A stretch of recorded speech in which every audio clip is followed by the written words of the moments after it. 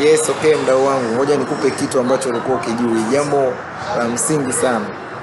Je, ushawahi kwenda kwa DJ kuomba wimbo akupigie, alafu kashangaa anakuambia wimbo hauendani, alafu ukiangalia playlist anayopiga na wimbo ulioomba ni wa aina moja? Huenda anapiga rumba na umeenda kuomba rumba, huenda anapiga zuku na umeenda kuomba zuku, huenda anapiga pop na umeenda kuomba wimbo wa pop, au bongo flavor na wewe umeenda kuomba bongo flavor, lakini akakwambia kwamba hii haiendani, au akachukua muda mrefu sana kuja kukupigia wimbo. Unajua ni kwa sababu gani?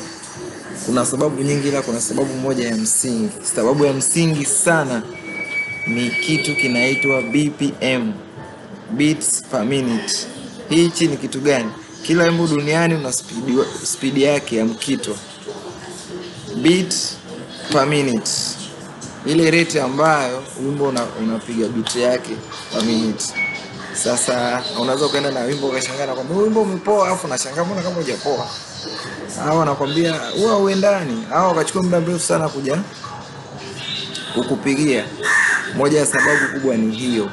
Nitakuja kuelekeza hiyo deeply baadaye.